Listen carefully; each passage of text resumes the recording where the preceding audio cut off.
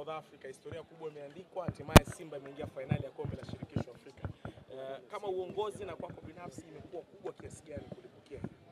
Kwanza tunamshukuru Mwenyezi Mungu kwa kutujalia riziki hii ya kufika fainali. Tumeisubiri kwa muda mrefu, lakini hatimaye Mwenyezi Mungu amekuja kuturuzuku. Wakati wa Mungu ndio wakati sahihi zaidi. Sisi kwetu Simba Sports Club tuna furaha kubwa kuona tumerejea tena kwenye fainali baada ya miaka 32 kupita. Mara ya mwisho kucheza fainali ni mwaka 93. Tumepambana kwa muda mrefu na hatimaye tumefanikiwa tena kurudi kwenye hatua ya fainali. Kila mwana Simba anastahili pongezi kwa hiki ambacho kimefanyika. Ushirikiano wa pamoja wa wana Simba ndio ambao umetupelekea kufikia mafanikio haya. Kwa kipekee kabisa tunampongeza na kumshukuru rais wa klabu ya Simba na mwekezaji wa klabu ya Simba Mohamed Dewji. Yeye ndiye ambaye ametufikisha hapa. Ndoto aliyoiota miaka mingi ya kuifanya Simba iwe bingwa Afrika sasa inakwenda kufikiwa. Aliota ndoto hiyo, aliweka maono hayo, na sisi kazi yetu ikawa ni kufanya kazi, kuifanyia kazi ndoto hiyo. Amefanya hivyo na sasa tumekaribia kabisa kutimiza ndoto ya tajiri wetu. Lakini kwa kipekee kabisa tunawapongeza na kuwashukuru viongozi wote wa bodi ya wakurugenzi ya Simba, ikiwa pamoja na mwenyekiti wa klabu ya Simba ambaye ni makamu mwenyekiti wa bodi ya wakurugenzi ya klabu ya Simba Murtaza Mangungu, kwa kazi kubwa ambayo wameifanya msimu huu. Hawajalala, hawajapumzika, wamevuja jasho kuhakikisha kwamba Simba tunafikia malengo haya. Sisi tuna kila sababu ya kujivunia kwa sababu hii ni hatua ambayo tumeisubiri kwa muda mrefu, ni hatua ambayo tumeipigania kwa muda mrefu, na hatimaye Simba amefika hatua ya fainali. Tunachoweza kusema ya kwamba kazi tumeimaliza, lakini hatujaikamilisha. Kukamilika kwa kazi hii ni Simba kuchukua ubingwa huu wa CAF Confederation mwaka 2025. Na hili niwaambie ndugu zangu wana Simba, hili linawezekana sana. Mpinzani ambaye tunakwenda kukutana naye katika mchezo wa fainali ni mpinzani ambaye kwanza tunamfahamu, lakini pili tunamheshimu, lakini tatu ni mpinzani ambaye tunaweza kabisa kumfunga na Simba tukachukua ubingwa. Kuanzia hivi sasa niwaambie wana Simba, turudi tena mapangoni, turudi tena machimboni, tuanze maandalizi ya kwenda kumfunga Berkane Nyama tuchukue ubingwa. Niseme tu ya kwamba Simba hatuko tayari kwa namna yeyote ile ubingwa wa kombe la Afrika ukachukuliwa ndani ya ardhi yetu, ukachukuliwa mbele ya watu wetu watakaokuja Benjamin Mkapa. Hilo hatuko tayari hata kidogo. Kwa hiyo tunaanza mikakati hivi sasa, maandalizi hivi sasa kwenda kuchukua ubingwa huu na tunabeba. Ahmed, ilikuwa nazungumza kwamba goli moja kulikuwa kuna maji mdogo sana ya Simba kwenda fainali, kwa sababu mkono kwenda kumalizia ubingwa. Mmefanya kile ambacho baadhi ya watu hawakuamini kama mtaweza kukifanya. Na kipi cha kuwaambia? Mwalimu Fadlu alitengeneza mpango mzuri. Na mpango wake wa kwanza ni kwamba tusifungwe goli la aina yoyote katika uwanja wetu wa nyumbani, kitu ambacho alikifanikiwa. Baada ya kupata ushindi wa bao moja kwa bila katika uwanja wa Amani pale Zanzibar, akaona ni ngumu kupata bao la pili, akasema sio shida, wacha nilinde goli hili moja, kwa sababu nikienda ugenini nina uwezo wa kulinda tena kwa dakika 90 nisiweze kufungwa bao jingine. Na hiyo ndio kawa mpango kazi, na mpango kazi umekwenda vizuri. Goli moja la Jean Charles Ahoua ndilo ambalo limetupeleka fainali. Kama wao goli lao moja iliweza kuavua ubingwa Zamalek, na sisi goli hilo moja limetupeleka fainali. Kimsingi kwamba mwiba umeingilia ulipotokea. Wao walifuzu kwenda fainali kwa goli moja na sisi tumewatoa kwenda fainali kwa goli moja. Ahmed, kwa faida sisi ambao tumechelewa kidogo hapa, kwa nyinyi kama viongozi, sehemu ya Simba imekuwa ni fahari gani? Hujachelewa. Asijachelewa, niko sehemu sahihi. Imekuwa ni fahari kiasi gani kama Simba kushuhudia mnyama na tinga hatua ya fainali kombe la shirikisho barani Afrika? Ni fahari kubwa. Timu ya mpira wa miguu yoyote inaposhiriki mashindano inataka kufika hatua ya fainali na kuchukua ubingwa wenyewe. na kwa ukubwa wa Simba tuliweka wazi kwamba imetosha sasa kujivunia robo finali, imetosha sasa kujivunia kushika nafasi ya 7, nafasi ya ngapi. Sasa tunatakiwa kwenda mbali zaidi na kwenda mbele zaidi. Mbele ya finali ni wapi? Mbele ya robo finali ni wapi? Ni kwenye ubingwa wenyewe. Na timu yetu ni kongwe barani Afrika, ina miaka mingi barani Afrika.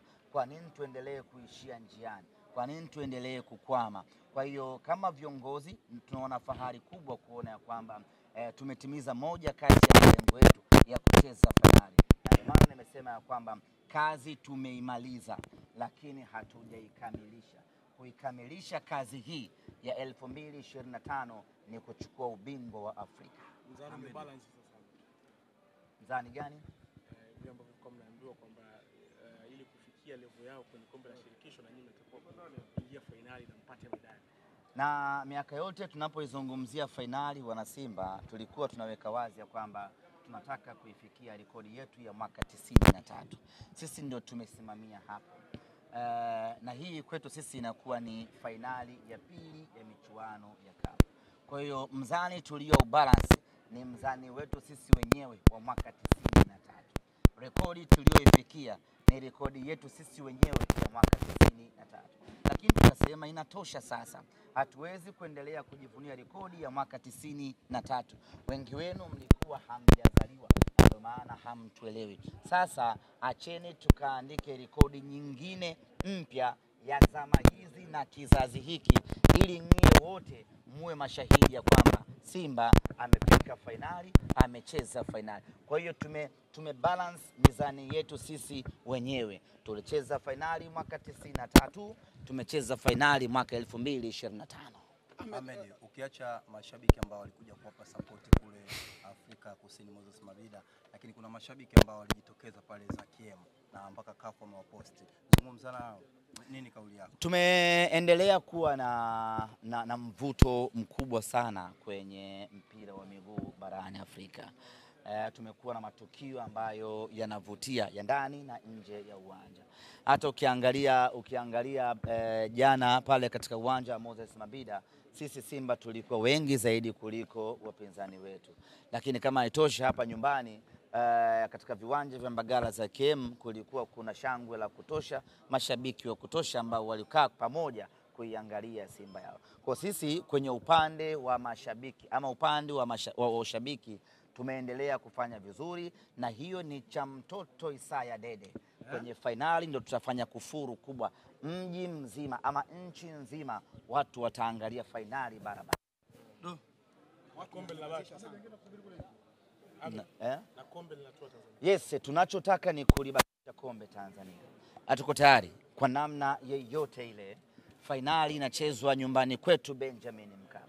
Finali inamalizikia mbele ya mashabiki wetu 60,000 watakaokuja Benjamin Mkapa. Katika ardhi hii ya Mama Samia, kombe la CAF liko pale, alafu tuliache liondoke na Mwarabu. Hiki ndio kitu ambacho hatutaki kukiona kinatokea kwa namna yeyote ile. Kwa ufupi ni kwamba hatutaki kuvuliwa taulo ukwenye.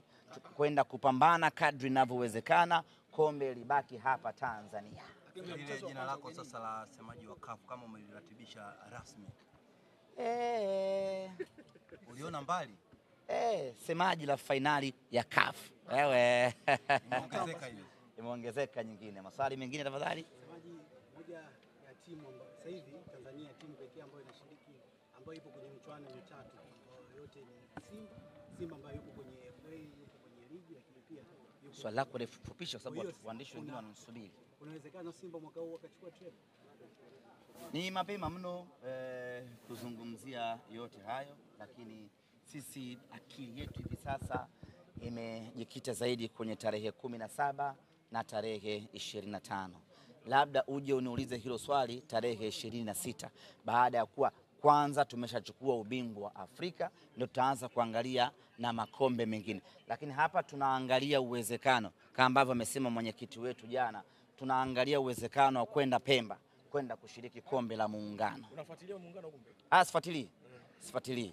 Imeanza kwa South. Imeanza iko South, lakini tunaangalia uwezekano na sisi kwenda Pemba kushiriki kombe la Mapinduzi. Hapo nusu finali sasa. Yes, na sisi tuanzie finali, twende finali kwa sababu sisi tumezoea kufika finali. Yes. Amwingia upande wa nani sasa, wa Azam au upande wa Yanga? Waandaaji ndio watakaoamua, au kama wanaweza bana, kwa kuwa nyinyi ni na finali ya CAF, basi automatic mje mcheze finali kwenye nani, kwenye muungano, sisi tuko tayari. Na nyinyi ndio mabingwa watetezi wa Exactly. Jana ulizungumza kwamba wewe kwenye akili yako unafikiria kuhusu Super. Nini kilifanya ukazungumza hivyo? Ya, lazima mtu uone mbali. Ubingwa wa Afrika na uona kabisa. Ubingwa wa Afrika na uona kabisa. Berkane ni aina ya mpinzani ambaye tunamudu kwa 100%. Sasa kama ubingwa wa Afrika na uona, kwa nini nisianze kufikiria Super Cup dhidi ya Mamelodi Sundowns hapo Abu Dhabi? Shampa ubingwa wa Mamelodi na wewe. Whatever, awe Mamelodi, awe Pyramids, lakini mimi naiona Simba ikicheza Super Cup. Abu Dhabi au Qatar au Dubai. Bwana Ahmed, jana kulikuwa na clip ya Ngoma ile alizungumza kwa hisia sana kwamba timu za Tanzania hakuna kuongea tena. Watu wengi wamecomment wanasema kwamba kumbe ilikuwa inawauma sana kuambia mjacheza finali. Inatuma? Ilikuwa inawauma. Kimsingi tumekata ngebe. Hilo ndo jambo la msingi ambalo tunapaswa kuelewa. Tumekata ngebe. Na msimu huu nadhani katika misimu ambayo tulidharaulika sana ni pamoja na msimu huu. Ndio maana unaweza kumuona hata Ngoma alifikia kusema vile, na kila mtu anaweza kusema anachoweza kusema. Msimu huu wakati tunamleta Fadlu, kibeki zilianza kwamba wamechukua kocha wa kawaida, wamechukua kocha msaidizi, hana uzoefu, kocha ameshusha timu sijui ligi, sijui maneno yakawa mengi. Sisi tukanyamaza tu. Tukaanza kushiriki michuano ya CAF. Mpinzani wa kwanza alikuwa ni Al Ahly Tripoli. Wakasema Simba mwaka huu haendi makundi, Al Ahly Tripoli ana mabululu sijui ana nani, Simba shughuli yake imeishia hapa. Tukamtandika Al Ahly Tripoli bao 3-1 safi kabisa, mnyama akaenda zake group stage. Group stage tukapangiwa Waarabu 2 na Msauzi Kusini 1. Wakasema wakapanga kabisa wenyewe kwamba kwanza Constantine, wa pili Sfaxien, wa tatu Bravo, Simba tajiangalia sehemu ya kujiweka hapo. Katika hali ya kushangaza, mnyama ndo tukaenda kuongoza hilo kundi ambalo wao walituweka sisi watatu ama 4. Pap tukaangukia kwa Farao Misri. Wakasema sasa hapa ndio anakwenda kuishi kwenye jina lake la siku zote la mwaka robo. Tukaenda tukapambana naye Al Masry